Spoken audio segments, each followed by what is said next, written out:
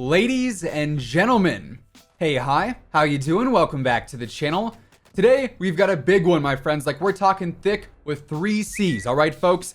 One of the most highly requested videos that I've gotten in the comments or on stream or on Twitter is ranking every weapon in the game again, since we've seen a ton of changes since the first time I did it. And today, my friends, that is exactly what we're doing. Taking every single weapon in Warzone, all 59 of them that we currently have, and ranking them from worst to best.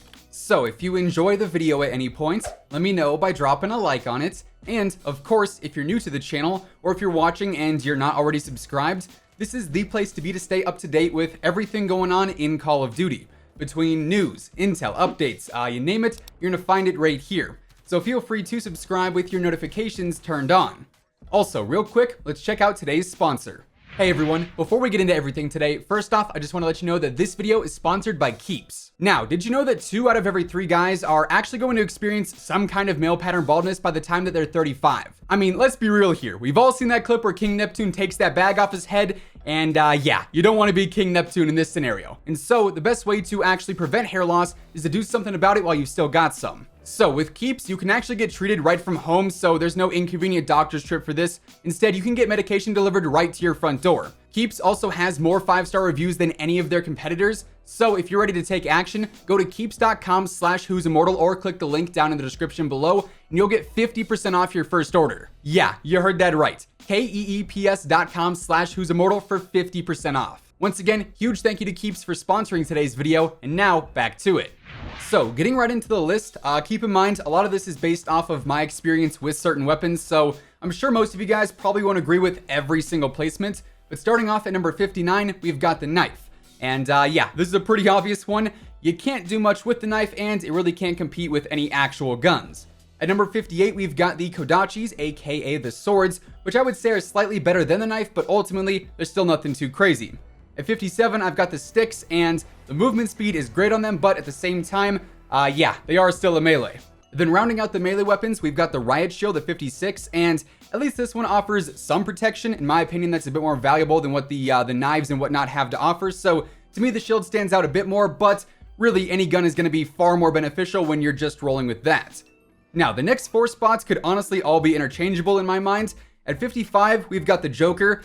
Yeah, this really is not going to be useful for too much. Pretty clear choice near the bottom of the list there. At 54, I've got the PILA. Same deal there, not going to be super useful. At 53, I've got the STRELA. Just copy and paste what I said for the PILA for this one. And then at 52, I've got the RPG. Once again, can't say much here other than the fact that it's a launcher at the end of the day. Now, moving into the 51 spot, I've got the 50GS, aka the Desert Eagle, and this is honestly decent in multiplayer. However, here in Warzone, I just feel like it's not such a great competitor. Its damage against armor really is not insane. Its headshot damage is alright, but ultimately, I just feel like it's the worst of the pistols when it comes to Warzone. Following that, at number 50, I've got the 1911, and to me, this is a bit more versatile than the Deagle, and I'd say it's a bit better up close. But comparatively speaking, in the pistol category, I do think there are some better options. Then at 49, I've got the 357 Magnum. I'm not gonna lie, the snake shots felt far better than I thought they were ever since the nerf a while back, but that nerf did ultimately knock the 357 out of the best pistol spot for me, so they're kind of sitting in the middle as of now. At 48, I've got the RENETTI, and man, if the Akimbo RENETTIs hadn't been nerfed, this would probably be the best pistol in the game post-Magnum nerf, but alas, they were also shot down, and now I think the RENETTI is just decent when it comes down to it. Then, following the sort of pistol pattern that we've got going on, next up, I've got the X16, which is great for a starting pistol, even better when you've got attachments on it, but I do think it falls short to the M19, which I have at the 46 spot, and ultimately, I think that is the best pistol in the entire game. Now, you'll probably notice that everything up until this point was a secondary, and to be fair, if you're using just that weapon, which is pretty much how I'm basing my judgments here, the secondaries just don't bring that versatility. But yeah, anyways, getting into the 45 spots, the worst primary in my mind is the crossbow, and really just because that one shot and reload time is not ideal for any kind of squad engagement. Then of course, if you miss that one shot, chances are things are going to go south if that enemy has eyes on you in that gunfight. After that, at number 44, I've got the Dragunov. Personally, this is my least favorite weapon in the entire game. It is just really awkward to use. It's slow, it's got really underwhelming damage. It's just not for me, but I would take it over the crossbow for what it's worth. Now, at number 43, I've got the 725, and this just simply comes down to that 2-shot limit. Ultimately, that is a lot of reloading, and without the one-shot kill potential in the vast majority of engagements you're going to get into, even as a secondary with overkill, the 725 is going to be outgunned by a lot of other options. At number 42, I've got the MK2 Carbine. Honestly, super fun to use, especially over an MP where the health is lower. However, against armor, it's kind of a hit marker machine, and it really underperforms compared to the other snipers and the other marksman rifles as well. Then at number 41, I've got the RYTEC AMR. Mainly its slower speed is what holds this one back for me. This can actually be really good against vehicles and or campers though, because of those explosive rounds. Sort of the fear factor being put into play there, but that slower speed really knocks it down, like I said. After that, at 40, I've got the HDR, and this and number 39 are pretty interchangeable in my mind. The HDR is a great sniper for what it's worth. Obviously, it's not the best quick-scoping weapon in the game, but the range is pretty solid here. Then for 39, I've got the AX50, and like I said, this and 40 can be swapped, and really it wouldn't make too much of a difference if I'm being honest. Now at 38, I've got the SPR208, aka the R700, and this as well can probably be swapped with 37 and we'd still be fine, but the SPR is a solid, more aggressive sniper. Unfortunately, it's not hit scan anymore, but it is still really fun to use. At 37, I then have the Kar98K, my personal favorite sniper to use. However, it is a very close contest between this and the R700. Now at 36, I've got the Model 680, one of the least effective shotguns in the game in my opinion, just because it is a pump action weapon. So that time between shots can actually be pretty costly if you're in the wrong place at the wrong time. However, with the fire rounds, it can be pretty effective up close. Then I've got the Jak-12 at 35. Frankly, this was at 34 before the recent nerf, but ultimately it did get slightly worse because of that, but I will say it is still better than the 680, at least in my mind. Then at 34, I've got the Origin 12. This was also way higher up a few weeks ago when the Origin spam in Warzone was, I guess, pretty much at an all-time high. Ultimately though, it was nerfed as well. Following that, I've got the VOK Rogue, which recently has become a lot more popular thanks to the fire rounds, but this is still a shotgun at the end of the day, so its versatility, I would say, is pretty limited. Then at 32, rounding out the shotguns, I've got the R90, which I think is probably the most effective with the Dragon's Breath option compared to the rest of the shotgun category. Now, moving into the 31 spot, I've got the ISO, and this is where things really start to get competitive in my mind.